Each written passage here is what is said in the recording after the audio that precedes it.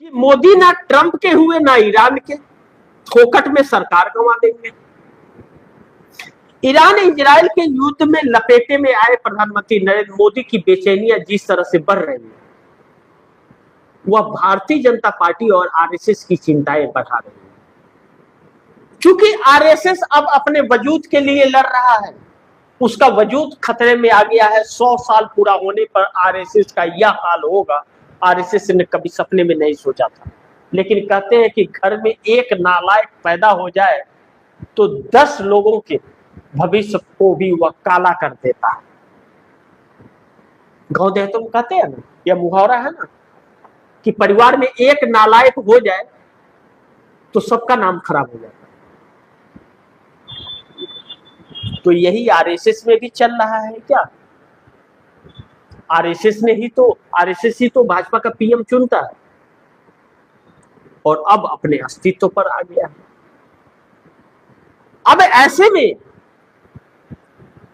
जो आपदा इस देश के अंदर आई है, जिस ट्रंप पर भरोसा किया था मोदी ने, जिस ट्रंप और नेतन्याहू पर भरोसा करके ईरान से रिश्ते तोड़े थे, मधुर रिश्ते, जिस नेतन्याहू अमेरिका पर भरोसा करके रसिया से रिश्ते तोड़े,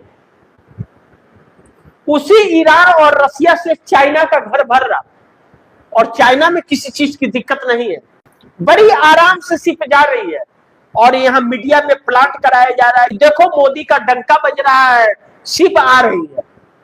अरे चुल्लू पानी में उस गद्दार मीडिया को और उस गद्दार सरकार को डूब जाना चाहिए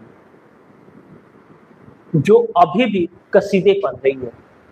जो ढोल फूट चुका है उस ढोल को बजाने की कोशिश कर रहा है और जो सवाल उठा रहा है और सवाल पूछ रहा है उसके ऊपर कार्रवाई हो रही है, चैनल बंद हो रहे हैं। तो यह डरपोकों की निशानी है और इस देश में एक डरपोक सरकार है, इस बात से हम इनकार नहीं कर सकते। नरेंद्र मोदी केरल में जाकर के जो बेचैनी और चिड़चिड़ापन उनके अंदर दिखता है, क्या नरेंद्र मोदी जिन केरल वासियों का और तमिल वासियों की बात कर रहे थे अपने भाषणों में कि युद्ध हो रहा है, और दुनिया जान रही युद्ध हो रहा है, तू बता ना आगे 1 करोड़ लोग पूरे मिडिल ईस्ट में जहां जहां हमले ईरान के हो रहे हैं वहां फंसे हुए हैं। क्या नरेंद्र मोदी ने एक व्यक्ति को भी उसमें लाया? अपने आप जो जैसे सुविधा पा रहा है वैसे भाग करके आ रहा है। नरेंद्र मोदी किसी की खबर नहीं दी। ईरान में जो भारतीय हैं बड़ी सुरक्षित है, लेकिन कुवैत जिससे कई बार बात की है वहां से भारतीय लोगों के ताबूत आए हैं। क्या नरेंद्र मोदी ने उन लोगों के प्रति संवेदना जताई जो भारत के ही थे? नहीं, यह व्यक्ति प्रधानमंत्री नहीं प्रचार मंत्री है, सिर्फ प्रचार में रहता है।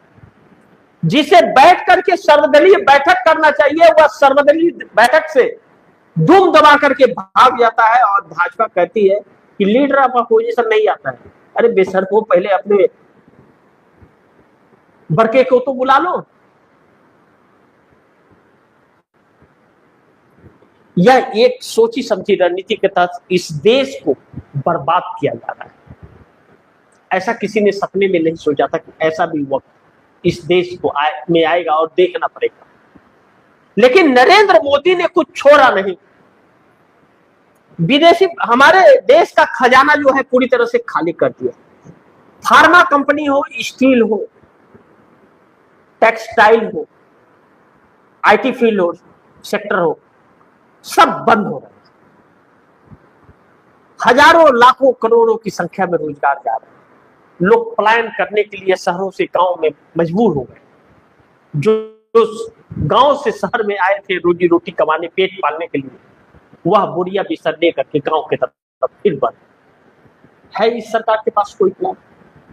कोरोना काल के वक्त मनरेगा था, गारंटी रोजगार का, तो मिल गया। अब तो वह भी खत्म हो गया। अब तो ना सरकारों के पास पैसे रहेंगे, ना रोजगार जी राम जी चलेगा।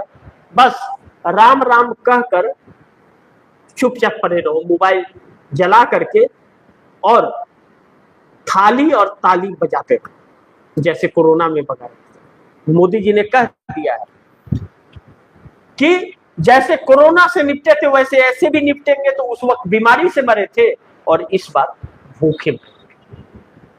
वह दिन दूर नहीं, बस 29 अप्रैल का इंतजार कीजिए। आखिरी चरण का मतदान इन 5 राज्यों का होने के बाद 1 मई आप झेल नहीं पाएंगे। खून के आंसू यह देश रोएगा, मैं आज ही कह देता हूं, लिख लीजिए।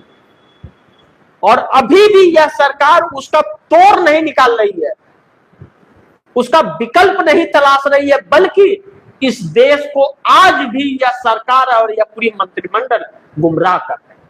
यह हकीकत, झूठे आश्वासन की कोई कमी नहीं है, सब कुछ है, कुछ भी नहीं।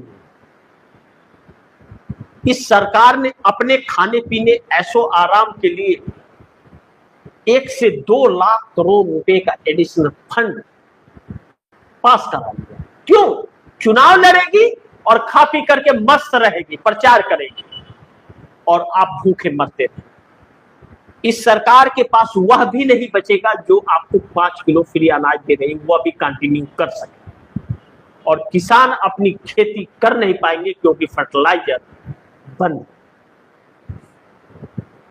बाकी आप दर्शकों की क्या राय है, क्या सुझाव है, कमेंट बॉक्स में जरूर दीजिएगा। इस खबर को ज्यादा से ज्यादा शेयर कीजिएगा, अपने दोस्तों को भी कहिएगा आगे शेयर करें। और आपने अगर टीएफडी इंडिया न्यूज 24 को सब्सक्राइब नहीं किया, सब्सक्राइब कर लीजिएगा, अपने दोस्तों को भी कहिएगा टीएफडी इंडिया न्यूज 24 को सब्सक्राइब करें। मिलते हैं अगली खबर के साथ, तब तक के लिए नमस्कार।